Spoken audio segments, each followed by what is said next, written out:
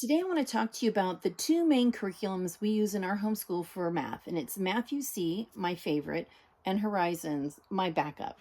So, Math-U-See is super simple to use. It's super simple for the parent, whoever's teaching the math. He has really great manipulatives. I'll show you that. It's this color coordinated block set that my kids really love, and for kids who struggle with numbers, the colors really help them think about their numbers better. Then on the primer level, the really early math, you can start your kid as early as 3 if you think they're interested already. You don't have to do all the penmanship and handwriting.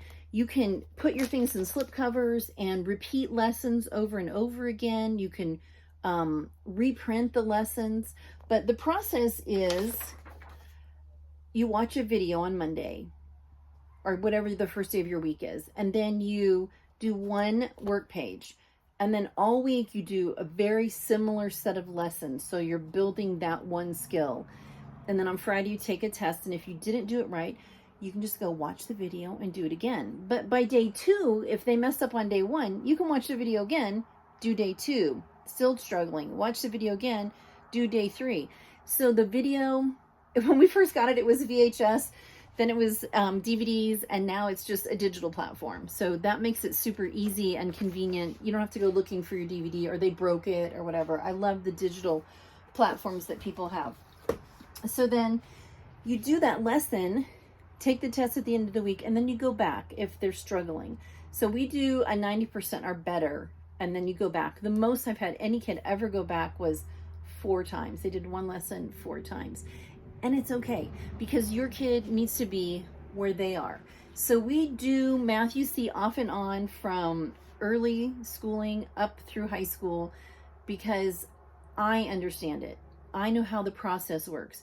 Every time you change your curriculum and pick a different one, you have to relearn that curriculum, and that makes it really difficult for you.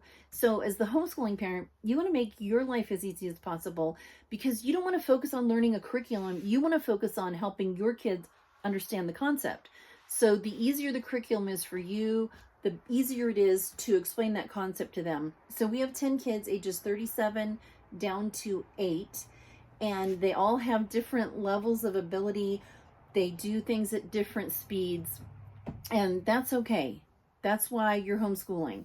So the reason I like Horizons is it's so colorful and pretty. So Math-U-See teaches clocks, but it's very square, and it's great at, counting by 5s and stuff like that. But this curriculum has just more fun. And the other reason that we alternate is sometimes as you're moving through a curriculum, your kid gets stuck with the concept. So we just switch. We go from Horizons to Math-U-See, and then when that gets a little bit hard, we go back to Horizons. And then when both curriculums seem to be fairly easy and they're getting the concepts, we're doing one page from each curriculum each day. And so I get to adjust that so that each of my kids is not missing out on a concept. Because I don't know about you, but when I was in high school and I got to Algebra 2, I never did really good at Algebra 1. So it was just like way over my head. I couldn't get it at all because I had too many missing pieces. And that's the beauty of homeschooling and then using the two curriculums, is we can go back and forth. We can do what each kid needs. We can use more manipulatives, fewer manipulatives, whatever it takes for them. Some kids, it just slows them down, and some kids need them until they're 11 or 12. It just helps them connect those concepts, and that's why you're homeschooling. In a Montessori school up through junior high, they have beautiful manipulatives that are crazy expensive that I really love. They don't travel well in an RV. But then the other thing we added is Khan Academy.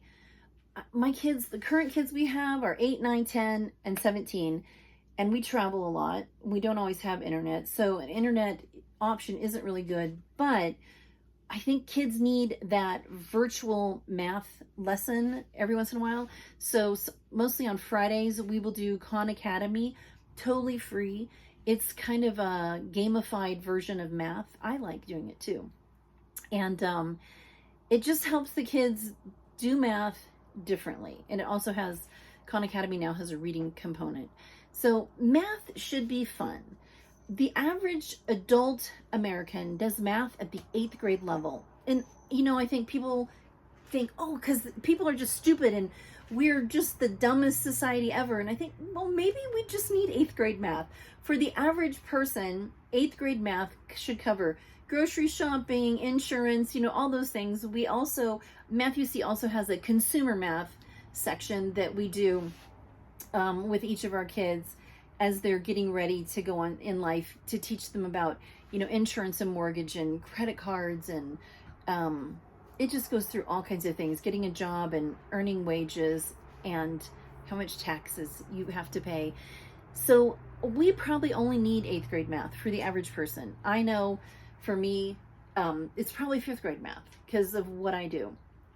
And don't sell yourself short because you're not good at math. Being good at any one subject doesn't make or break a person. You are you, and your kids are them. And we're not all geniuses. We don't all have genius children. We are just mostly normal and ordinary. So enjoy the process of math. The other thing I want to encourage is don't hurry. Don't hurry your kids through. It's like, I got to get my kid through calculus before they leave my homeschool and go into college. And it's not true. Hardly anybody uses calculus. Hardly anybody uses algebra 2, maybe pre-algebra. So if you're getting your kid through a really solid pre-algebra curriculum, that's probably good enough, because that's probably all they're going to need. My oldest went to college at 15. He'd already done algebra. He did really well in college, and he didn't need my help. From the time he was very small, when I would try to help him, he would be like, "You're just making this take longer." He just wanted to get through his work, and he's really good at math.